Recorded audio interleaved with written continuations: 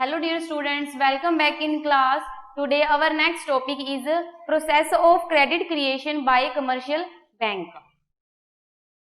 Process of credit creation by commercial bank.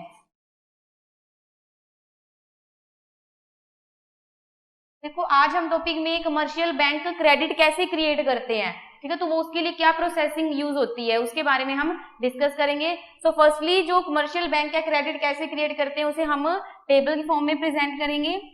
तो हमारा जो टॉपिक है process of credit creation bye commercial bank,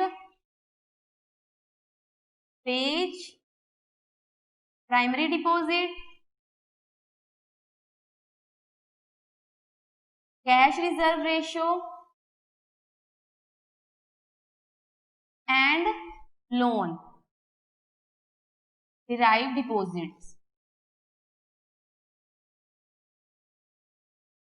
देखो कल हमने लास्ट टॉपिक में देखा था कि प्राइमरी डिपॉजिट्स क्या होते हैं कि जब भी कोई कस्टमर क्या है बैंक में मनी डिपॉजिट करवाने के लिए जाता है तो वो क्या होती है primary deposit. And derived deposit कौन सी होती है या लोन्स, जो कि क्या है कोई भी पर्सन अगर प्राइमरी डिपॉजिट करवाने के लिए बैंक में जाता है, ठीक है, तो बैंक क्या करती है उसमें से 20% या 10% अपने पास रिजर्व करके रखती है, उसे हम क्या कहते हैं CRR means cash reserve ratio. और बाकी जो मनी होती है उसे क्या है वो अनदर पर्सन को लोन पे प्रोवाइड करवाती है, ठीक है। तो मतलब कि डिराइव्ड डिपॉजिट्स क्या होते हैं, वो डिपॉजिट्स जो लोन देने से, ठीक है, लोन ग्रांट करने से जो भी डिपॉजिट्स बैंक के पास होते हैं उन्हें हम क्या कहते हैं डिराइव डिपॉजिट्स। तो देखो अब जो कमर्शियल बैंक है वो क्रेडिट कैसे क्रिएट करते हैं, तो फर्स्ट स्टेज लाइक जैसे कि हमारी प्राइमरी डिपॉजिट है, फर्स्ट स्टेज प्राइमरी डिपॉजिट कोई भी कस्टमर बैंक में मनी डिपॉजिट करवाता है लाइक जैसे 10,000 रुपीज, तो ये क्या है primary deposit of bank. Okay, तो इस पे क्या है जो कैश रिजर्व रेशियो लाइक जैसे हमने 20% लिया है कि जो बैंक है प्राइमरी डिपॉजिट्स में से कैश रिजर्व रेशियो अपने पास कितनी रखता है 20%, मीन्स की 10,000 में से 20% बैंक ने अपने पास रखी। और जो बैंक है वो कैश रिजर्व क्यों करके रखते हैं, बिकॉज बैंक में डेली ट्रांजैक्शन के लिए, क्योंकि देखो जो बैंक में लोगों के बहुत सारे पर्सन्स होते हैं जिनके अकाउंट ओपन होते हैं और बैंक में डेली ट्रांजैक्शन के लिए, ठीक है, तो इसके लिए बैंक क्या करते हैं कि हाफ पार्ट जो मनी का होता है 10-20% उसे अपने पास रखते हैं और जो बाकी मनी होती है उसे फर्दर लोन प्रोवाइड करवाते हैं। क्लियर है।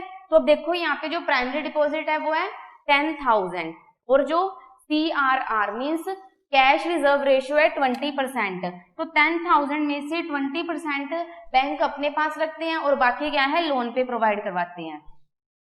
तो देखो बैंक 10,000 में से 2,000 रुपीज होंगे वो अपने पास कैश के फॉर्म में रखेंगे एंड जो डिराइव डिपॉजिट है वो कितनी हो जाएगी 10,000 माइनस 2,000, 10,000 माइनस 2,000 इक्वल 8,000, मीन्स कि जो 8,000 रुपीज है वो बैंक क्या करेंगे लोन पे अनदर पर्सन को प्रोवाइड करवा देंगे।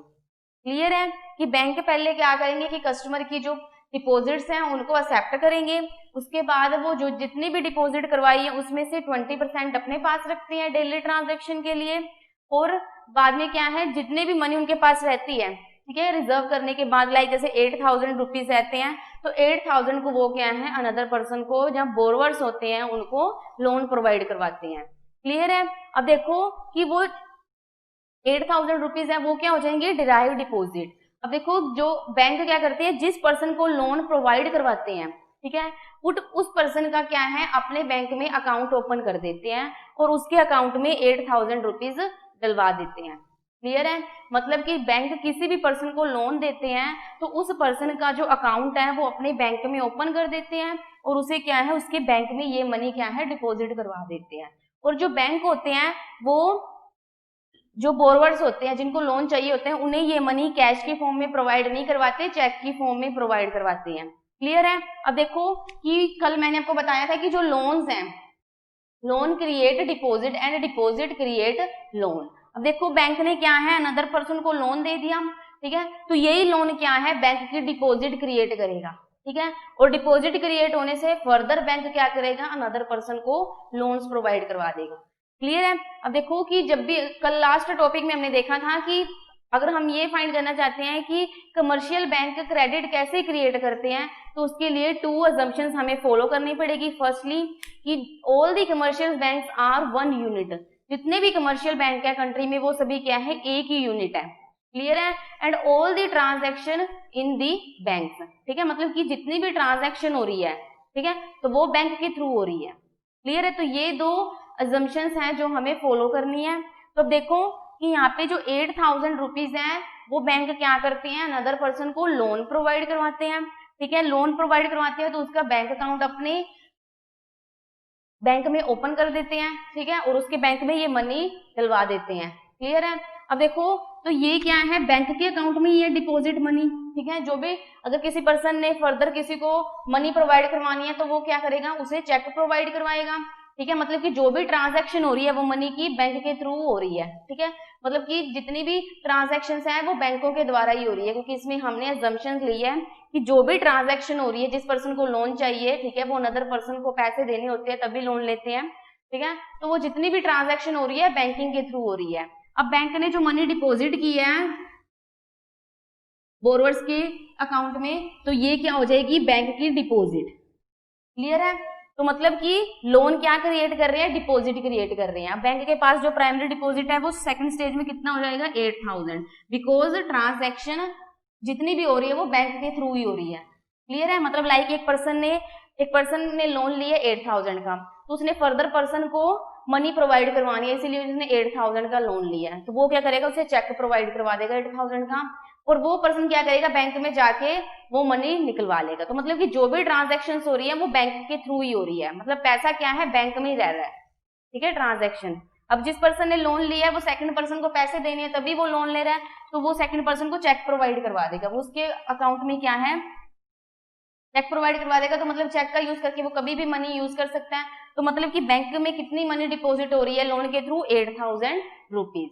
क्लियर है। डेली जो भी ट्रांजैक्शंस हैं वो बैंकों के थ्रू ही हो रही है। तो अब देखो बैंक में मनी डिपॉजिट, लोन जिस पर्सन को लोन चाहिए था उसका अकाउंट ओपन करने से बैंक में मनी डिपॉजिट हुई है कितनी, 8000 रुपीज, और सेकंड स्टेज में ये क्या हो जाएगी, बैंक की प्राइमरी डिपॉजिट। अब इसमें से बैंक क्या करेगा, जो 20% रुपीज क्या है अपने पास कैश की फॉर्म में रखता है डेली ट्रांजैक्शन के लिए। ठीक है, इसमें से 20,000 रखेगा, 20% कैश अपने पास रखेगा, 1600 रुपीज अपने पास रखेगा, और 8000 में से जब हम 1600 रुपीज माइनस कर देंगे तो हमारे पास आ जाएगा 6400 वो फर्दर लोन पे दे देगा। ठीक है, 6400 फर्दर उसने लोन पे दिए, उसका अकाउंट ओपन हो जाएगा, इससे बैंक में डिपॉजिट, लोन से क्या क्रिएट हो रही है, डिपॉजिट। तो जो थर्ड स्टेज में क्या होगा, 6400 जो डिपॉजिट क्रिएट हो रही है उसमें से बैंक फिर क्या करते हैं, 20% कैश अपने पास रखते हैं और बाकी फर्दर अनदर पर्सन को लोन प्रोवाइड करवा देते हैं। लाइक जैसे कि 6400 में से वो 20% अपने पास रखेंगे बैंक, तो बैंक मतलब कि अपने पास 1280 रुपीज कैश रिजर्व करके रख रहे हैं और अनदर पर्सन को लोन प्रोवाइड करवा रहे हैं, तो इसके लिए हम 6400 माइनस 1280 माइनस कर देंगे तो हमारे पास कितना आ जाएगा, 5120। मतलब कि जो बैंक है वो क्या है, 5120 रुपीज अनदर पर्सन को लोन प्रोवाइड करवा देती है। तो जिस पर्सन को लोन प्रोवाइड करवाया उसका बैंक में अकाउंट ओपन कर दिया, ठीक है, और उसके बैंक में ये मनी डिपॉजिट करवा दी। ठीक है, तो ये क्या होगी, बैंक में फिर से डिपॉजिट क्रिएट हुई है। क्लियर है। 5120, तो 5120 में से बैंक फिर क्या करेंगे, 20% अपने पास कैश रिजर्व करके रखेंगे डेली ट्रांजैक्शन के लिए। लाइक जैसे कि 20% 5120 का अगर हम 20%, ठीक है, कैश बैंक अपने पास रखते हैं, तो फर्दर मतलब कि जो बैंक है वो अपने पास 1024 रुपीज कैश की फॉर्म में रख रहे हैं, और जो अब देखो हम 5120 में से 1024 को माइनस कर देंगे तो हमारे पास क्या आ जाएगा, 496। अब नेक्स्ट बैंक के पास फिर से ये लोन दिया तो ये डिपॉजिट क्रिएट हुई 4096। अब इसमें से भी बैंक 20% कैश की फॉर्म में रखते हैं, 819.2। ओके, और जो बाकी मनी है वो फर्दर लोन पे प्रोवाइड करवाते हैं। ठीक है, 3,276.8 क्या है, फर्दर लोन पे प्रोवाइड करवाते हैं। तो मतलब कि ये क्या है, प्रोसेस तो चलता ही रहता है। जब तक जो डिराइव डिपॉजिट है वो जीरो नहीं हो जाती, तब तक जो कमर्शियल बैंक है वो अपनी क्रेडिट क्रिएट करते रहते हैं। क्लियर है कि जो कमर्शियल बैंक है वो क्रेडिट कैसे क्रिएट करते हैं। Firstly commercial bank primary deposit को एक्सेप्ट करते हैं, उसमें से 20% अपने पास रखते हैं और बाकी मनी क्या है वो लोन पे प्रोवाइड करवा देते हैं। फिर जो मनी उन्होंने लोन पे प्रोवाइड करवाई है उस पर्सन का बैंक अकाउंट अपने ही बैंक में ओपन कर देते हैं। ठीक है, तो मतलब कि लोन से क्या क्रिएट हो रही है, डिपॉजिट। ठीक है, तो जो भी ट्रांजैक्शन हो रही है वो बैंकों के थ्रू ही हो रही है। अगर जिसने लोन लिया है वो सेकंड पर्सन को पैसे देने होते हैं तभी उसने लोन लिया है, ठीक है, तो वो उस पर्सन को क्या है, चेक प्रोवाइड करवाएगा और वो चेक का यूज किस में करेगा, बैंक में। क्लियर है, तो हमने ये भी अज्यूम किया है कि जो भी बैंक है कमर्शियल बैंक वो वन यूनिटी है। क्लियर है, तो अब देखो फिर जो 8,000 रुपीज है वो बैंक की डिपॉजिट हो जाएगी। अब यहाँ पे क्या देखो कि जो लोन है वो क्या क्रिएट कर रही है, डिपॉजिट, और जो डिपॉजिट है वो क्या क्रिएट कर रही है, लोन। क्लियर है, तो फिर 8,000 में से 20% बैंक अपने पास रखेंगे और बाकी मनी लोन पे प्रोवाइड करवा देंगे। फिर वो क्या हो जाएगी, बैंक के लिए डिपॉजिट हो जाएगी। फिर प्राइमरी डिपॉजिट बैंक क्या करेंगे, फिर फर्दर 20% कैश अपने पास रखते हैं और जो बाकी मनी है वो अनदर पर्सन को लोन प्रोवाइड करवाते हैं। तो ये क्या है, प्रोसेस चलता रहता है और ये प्रोसेस तब तक चलता रहेगा जब तक जो डिराइव डिपॉजिट्स हैं वो जीरो नहीं हो जाते। क्लियर है, तो हमने 5 स्टेज फाइंड की है। यहाँ पे क्या है, ये प्रोसेस कंटिन्यूसली चलता रहेगा और जब डिराइव डिपॉजिट जब तक डिराइव डिपॉजिट जीरो नहीं होता। तो देखो जो टोटल है हमारे पास प्राइमरी डिपॉजिट टोटल हमारे पास कितनी है, 50,000 टोटल डिपॉजिट। ठीक है, प्राइमरी डिपॉजिट इसको मैंने लिखा टोटल डिपॉजिट इक्वल, जब इनका प्लस करेंगे तो हमारे पास क्या आ जाएगा, 50,000। और जो हमारे पास बैंक के पास जो कैश रिजर्व है वो कितनी है, cash reserve ratio equal 10,000। Clear है, एंड जो डिराइव डिपॉजिट्स हैं वो कितने हैं, डिराइव डिपॉजिट इक्वल 40,000, इनका प्लस करेंगे तो क्या आ जाएगा हमारे पास, 40,000। क्लियर है, primary deposit 50,000 and cash reserve ratio 10,000 and जो डिराइव डिपॉजिट है वो कितनी है, 40,000। अब देखो कि प्राइमरी डिपॉजिट से जब फर्स्ट टाइम कस्टमर बैंक में मनी डिपॉजिट कराते हैं तो प्राइमरी डिपॉजिट से क्रेडिट कितना क्रिएट होगा, ठीक है, तो कितने गुना क्रेडिट क्रिएट होगा। तो उसके लिए हमारे पास एक फॉर्मूला है,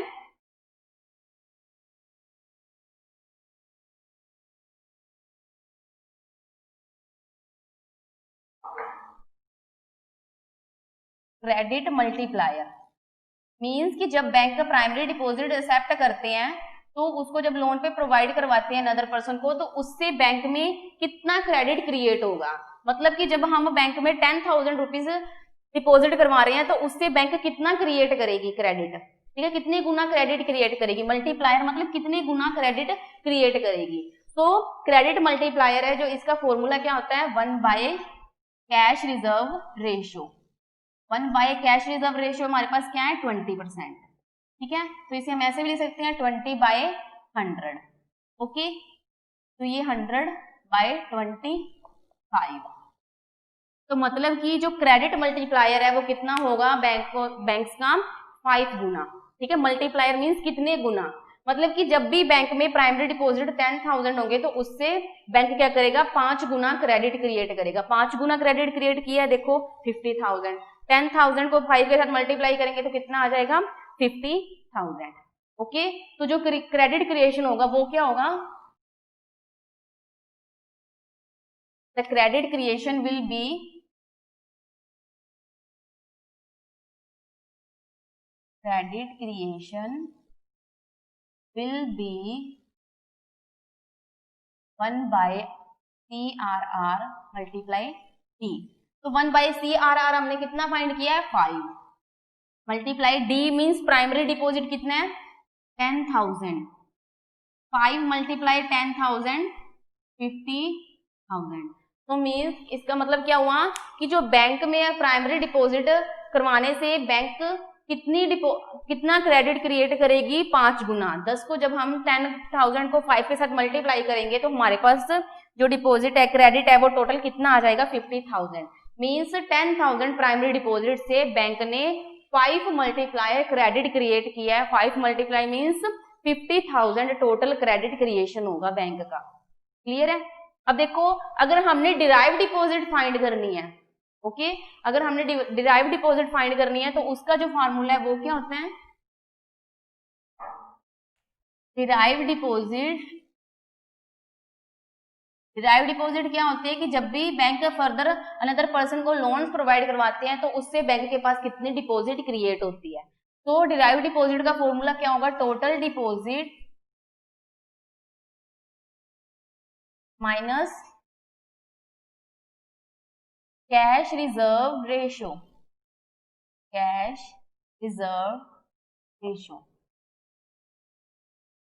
टोटल डिपॉजिट हमारे पास कितनी है, 50,000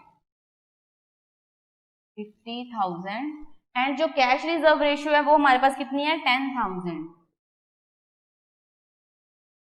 50,000 में से 10,000 हम माइनस करेंगे तो कितना आ जाएगा हमारे पास, 40,000। This is derive deposit. Clear है कि जो बैंक है वो प्राइमरी डिपॉजिट से क्रेडिट कितना क्रिएट करेंगे, ठीक है। एंड डिराइव डिपॉजिट फाइंड करने का formula total deposit minus cash reserve ratio, 50,000 minus 10,000, 40,000। तो जो 40,000 है वो क्या हो जाएगी, डिराइव डिपॉजिट बैंक की, जो लोन ग्रांट करने से बैंक को प्रोवाइड होती है।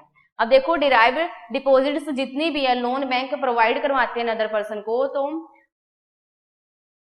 अनदर पर्सन को लोन प्रोवाइड करवाते हैं तो वो जो पर्सन मनी का यूज करता है अनदर किसी भी पर्सन के, या फिर उसको मनी देनी होती है, ठीक है, उससे बोरो किए होते हैं, तो इसीलिए उसको चेक प्रोवाइड करवाई गई। बैंक कैश के फॉर्म में मनी नहीं प्रोवाइड करवाती, तो इसीलिए जो भी बैंक की सभी जो बैंकिंग है कमर्शियल बैंक वो क्या है, 1 यूनिट होती हैं एंड जो भी ट्रांजेक्शन हैं वो बैंकों के थ्रू हो रही है, इसीलिए जो लोन बैंक प्रोवाइड करवाती है वो ही क्या है, बैंक की डिपॉजिट हो जाएंगे। क्लियर है? तो ये क्लियर है, it is clear that loan create deposit and deposit create loan. Loan क्या क्रिएट करते हैं, डिपॉजिट्स को, एंड डिपॉजिट क्या क्रिएट करते हैं, लोन। तो ये था हमारा process of credit creation bye commercial bank, कि कमर्शियल बैंक एक डिपॉजिट से अपनी जो क्रेडिट है उसे कैसे क्रिएट करते हैं। अब देखो, डिपॉजिट कितना था, 10,000, और उस 10,000 से कमर्शियल बैंक ने कितना क्रेडिट क्रिएट किया है, 50,000। 5 मल्टीप्लाई 5 गुना उन्होंने क्रेडिट क्रिएट किया है। अब जो हमारा कमर्शियल बैंक का लास्ट टॉपिक है वो है limitations of commercial bank.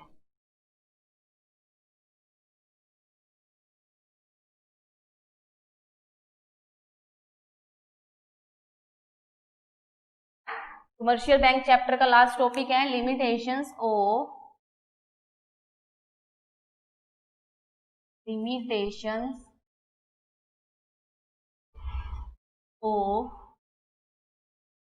Commercial bank.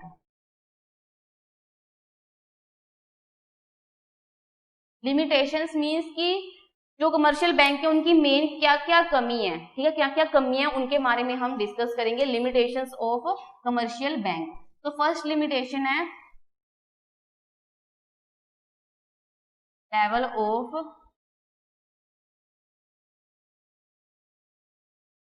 Development of bank.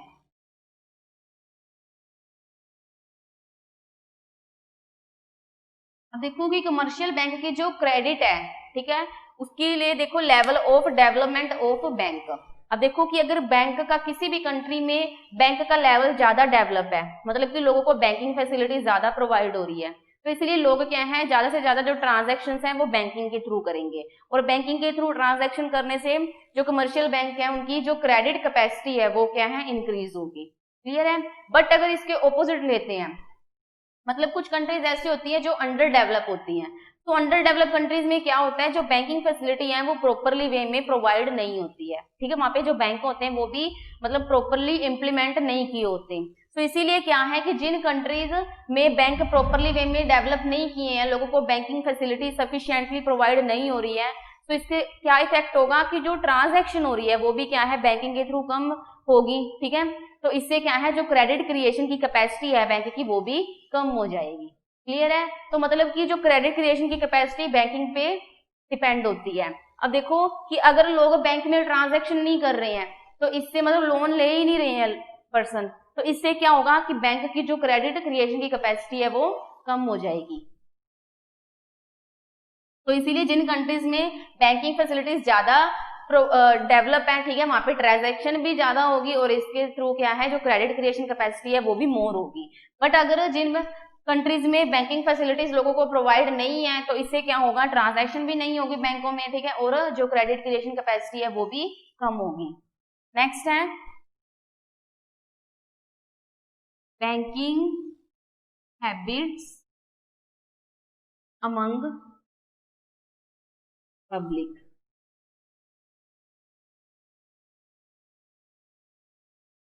Banking habits among public, public के बीच जो बैंकिंग की हैबिट्स, ठीक है, लोगों की बैंकिंग से रिलेटेड जो भी आदतें हैं, हैबिट्स हैं।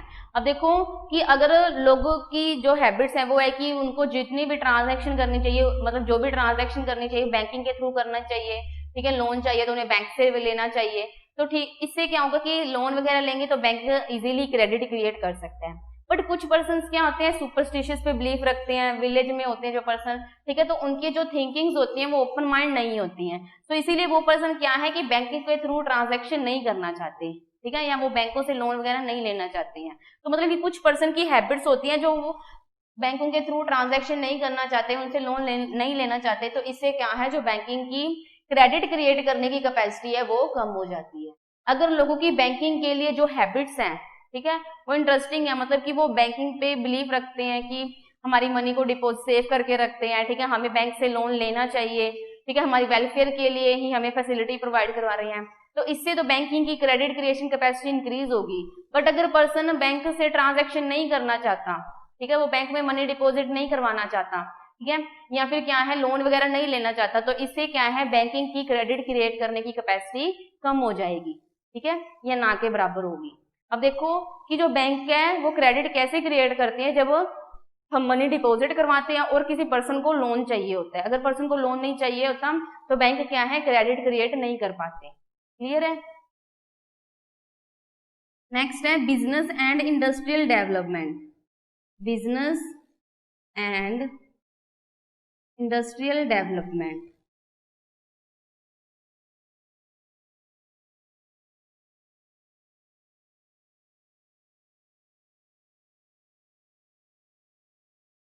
Business and industrial development means जिन कंट्रीज में ज्यादा से ज्यादा लोगों का बिजनेस डेवलप है, ठीक है, इंडस्ट्रीज ज्यादा से ज्यादा डेवलप है, ठीक है, तो उन कंट्रीज की जो बैंकों में ट्रांजैक्शंस हैं वो भी ज्यादा होगी और इससे क्रेडिट क्रिएशन की कैपेसिटी भी मोर होती है।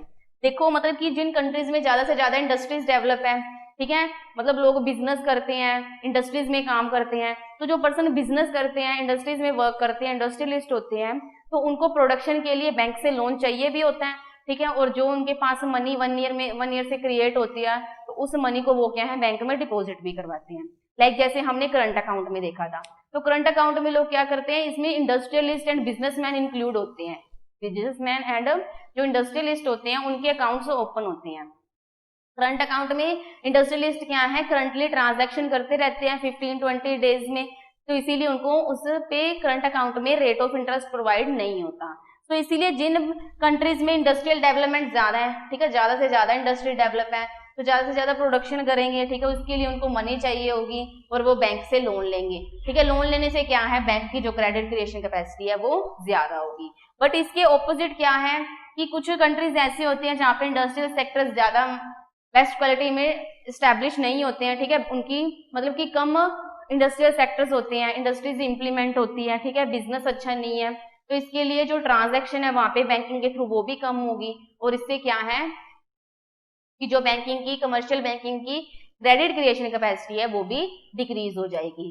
तो जो बैंकिंग की क्रेडिट क्रिएशन कैपेसिटी है वो बिजनेस एंड इंडस्ट्रियल डेवलपमेंट पे भी डिपेंड होती है। एंड लास्ट है monetary policy of commercial central bank.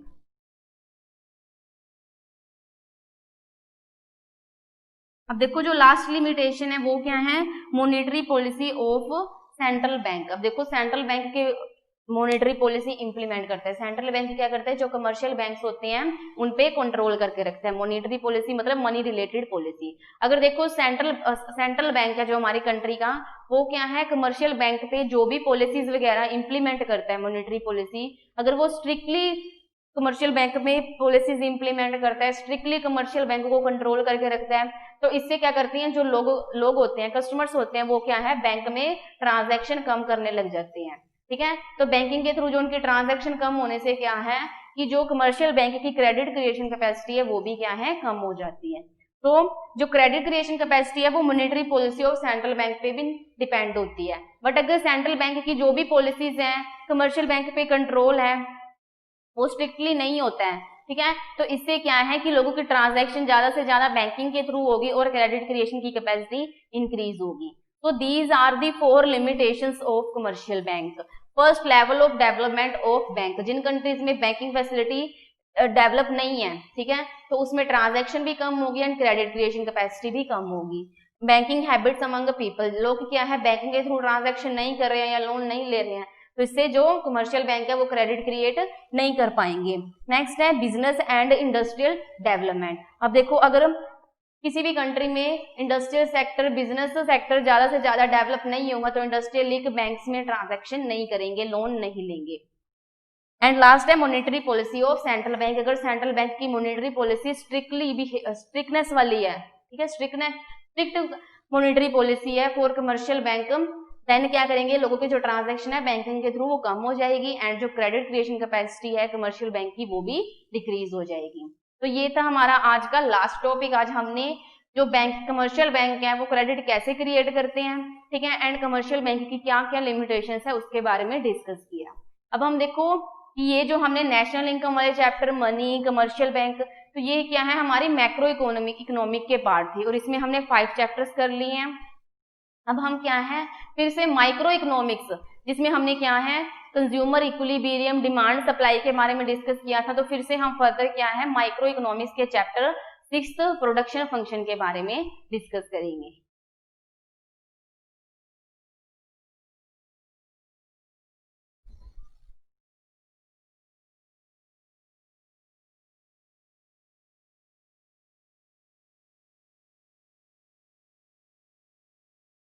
तो अब हम क्या है माइक्रो इकोनॉमिक्स का जो 6th चैप्टर है प्रोडक्शन फंक्शन, उसके बारे में डिस्कस करेंगे। प्रोडक्शन फंक्शन,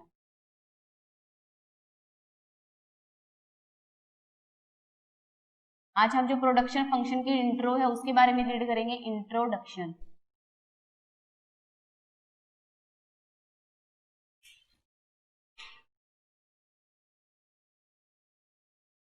अब देखो कि लास्ट चैप्टर में हमने सप्लाई, डिमांड, कंज्यूमर इक्विलिब्रियम की, कंज्यूमर को इक्विलिब्रियम कहाँ पे फाइंड होता है, ठीक है, जब उसकी जितनी भी उसके पास इनकम है उसके अकॉर्डिंग जब भी वो कोई प्रोडक्ट परचेज करता है तो जितने में उसने वो प्रोडक्ट परचेज किया है, जितने प्राइस में, उतनी ही उसे सेटिस्फेक्शन प्रोवाइड होती है, तो वो कंज्यूमर का इक्विलिब्रियम पॉइंट होता है। फिर हमने देखा डिमांड वाले चैप्टर में कि प्राइजेस इंक्रीज होने से डिमांड डिक्रीज हो जाती है एंड प्राइजेस डिक्रीज होने से डिमांड इंक्रीज हो जाती है।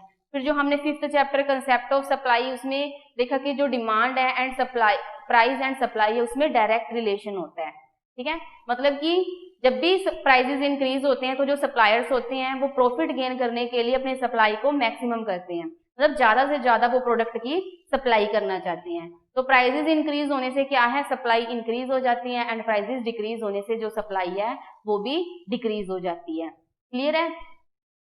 तो हमने 5th चैप्टर में देखा था कि प्राइसेस इंक्रीज होने से सप्लाई इंक्रीज हो जाएगी एंड प्राइसेस डिक्रीज होने से सप्लाई डिक्रीज हो जाएगी and the supply of goods and services is depend upon the production. अब जो गुड्स एंड सर्विसेज की जो सप्लाई होती है वो किस पे डिपेंड होती है, प्रोडक्शन पे, कि मतलब कि जितनी ज्यादा गुड्स एंड सर्विसेज की प्रोडक्शन होगी उतनी ही ज्यादा उन गुड्स की सप्लाई होगी। क्लियर है? एंड जो प्रोडक्शन है वो फर्दर टू थिंग्स पे डिपेंड होती है and these 2 things are okay, और वो 2 थिंग्स कौन कौन सी हैं? First, the prices of factors of production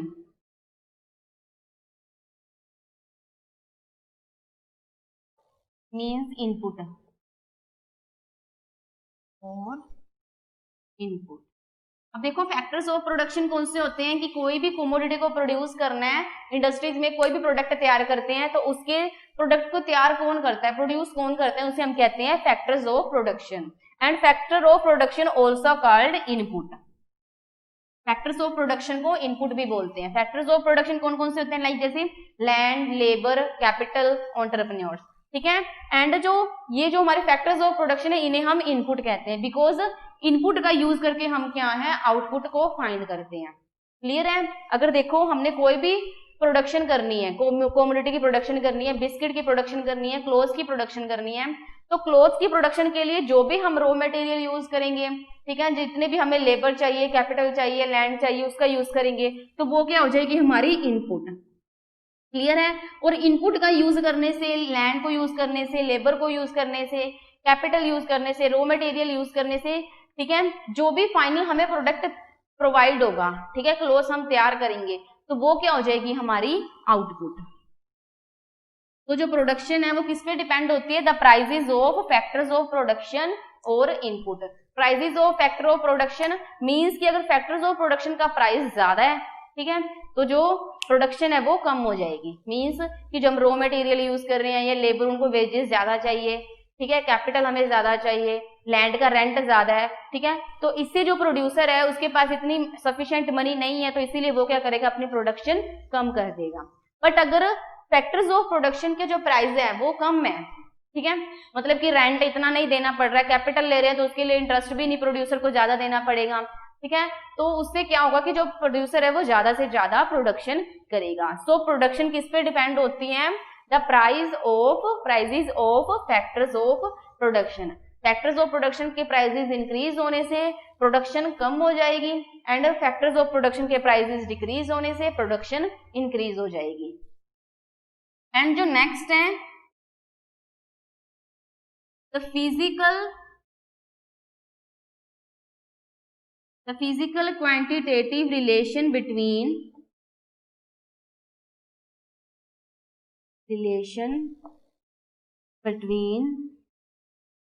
input and output. अब देखो इसमें जो प्रोडक्शन है वो किस पे डिपेंड होती है, देखो the physical quantitative relation between input and output. Production में क्या होता है कि जो भी इनपुट है या आउटपुट है उसमें क्वांटिटेटिव रिलेशन होता है। क्वांटिटेटिव रिलेशन जिसे हम नंबर के फॉर्म में मेजर कर सकते हैं, काउंट कर सकते हैं, लाइक जैसे 1 2 3 4, बिकॉज हमें इनपुट्स चाहिए, इनपुट लाइक जैसे फैक्टर्स ऑफ प्रोडक्शन, ठीक है, तो लैंड का साइज हमें कितना चाहिए वो भी हमारे पास नंबर्स के फॉर्म में होता है। कितने लेबर्स चाहिए, 5 लेबर्स चाहिए, तो ये भी हमारे पास क्वांटिटेटिव फॉर्म में है, ठीक है। कितनी कैपिटल चाहिए, लाइक जैसे 10,000 रुपीज चाहिए, तो ये भी हमारे पास क्वांटिटेटिव फॉर्म में है। और जब हम इनपुट का यूज करके आउटपुट प्रोड्यूस करेंगे, लाइक जैसे 10 मीटर क्लॉथ प्रोड्यूस करेंगे, ठीक है, या 1000 बिस्किट्स के पैकेट बिस्किट्स प्रोड्यूस करेंगे, तो ये भी हमारे पास किस फॉर्म में है, क्वांटिटी की फॉर्म में है, और ये क्या है फिजिकली जिसे हम टच कर सकते हैं। तो इसीलिए the physical quantitative relation between input and output.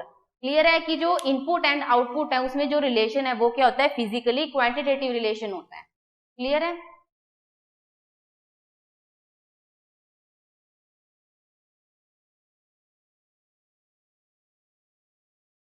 तो इसीलिए इकोनॉमिक में जो प्रोडक्शन है उसके में ऊपर भी एनालिसिस करना कंपलसरी है, ठीक है। अब देखो कि हमने देखा कि जो डिमांड है वो किस पे डिपेंड होती है, demand of goods and services की प्राइस पे, ठीक है। सप्लाई भी किस पे डिपेंड होती है, goods and price of goods and services. जितने ज्यादा प्राइसेस होंगे उतनी ज्यादा सप्लाई होगी, ठीक है। तो अब देखो जो प्रोडक्शन है वो किस पे डिपेंड होती है, फैक्टर्स ऑफ प्रोडक्शन पे, ठीक है। फैक्टर्स ऑफ प्रोडक्शन कौन कौन से होते हैं, लैंड, लेबर, कैपिटल, एंटरप्रेन्योर। तो मतलब कि अगर हमारे पास लैंड है, लेबर है, कैपिटल है, तभी हम प्रोडक्शन कर सकते हैं, अदरवाइज क्या है कमोडिटीज की प्रोडक्शन करना पॉसिबल नहीं है, ठीक है। तो अब हम क्या है जो प्रोडक्शन फंक्शन, ठीक है, उसके बारे में डिस्कस करेंगे। तो ये थी हमारी इंट्रो। अब हमारा नेक्स्ट है जो वो क्या है फंक्शन। प्रोडक्शन फंक्शन के बारे में डिस्कस करने से पहले हमें प्रोडक्शन के बारे में और फंक्शन के बारे में क्लियरली पता होना चाहिए। तो अब हमारा नेक्स्ट टॉपिक है वो है फंक्शन। तो फंक्शन क्या है? फंक्शन इज ए टेक्निकल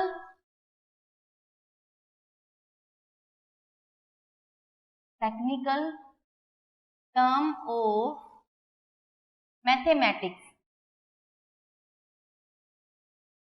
अब देखो जो फंक्शन है वो क्या है? मैथमेटिक्स की एक टेक्निकल टर्म है। क्लियर है?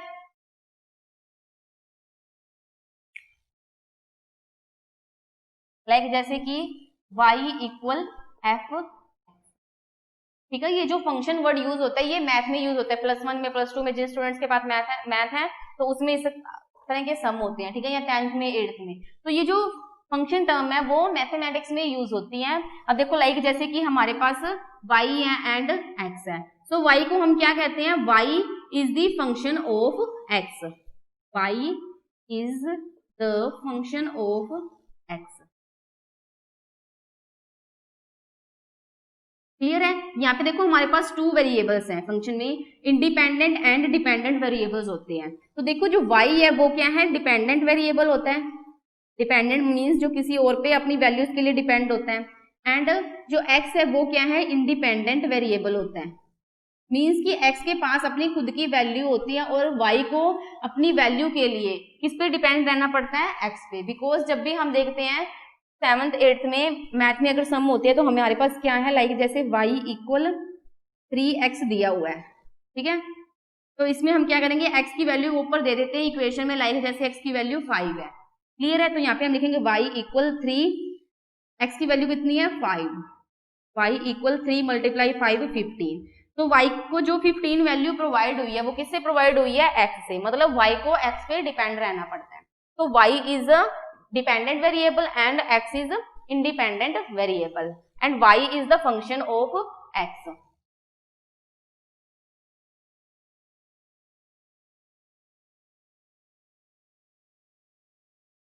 अब देखो कि x जो वेरिएबल है उस फंक्शन की जो मेन कैरेक्टरिस्टिक है वो क्या है? कि जो x वेरिएबल है, इंडिपेंडेंट वेरिएबल है, वो क्या करता है? y वेरिएबल को एक यूनिक वैल्यू प्रोवाइड करवाता है। Mean the characteristic of function is the value of x determine the unique value of y। Like जैसे हमने यहाँ पे देखा था कि जो x की वैल्यू होगी, ठीक है, वो क्या डिटरमाइन करेगी? y को एक यूनिक वैल्यू प्रोवाइड करवाएगी। ये 15 क्या है? y की एक यूनिक वैल्यू है।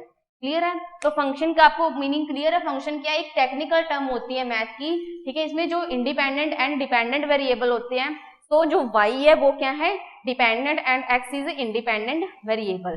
बिकॉज y को जो भी वैल्यू प्रोवाइड होगी वो x की हेल्प से प्रोवाइड होगी। और देखो जो प्रोडक्शन में भी यही होता है कि जो आउटपुट है वो किस पे डिपेंड होती है? इनपुट पे। इनपुट मींस जब हम फैक्टर्स ऑफ प्रोडक्शन यूज करेंगे तभी हम कोई ना कोई प्रोडक्ट प्रोड्यूस कर पाएंगे।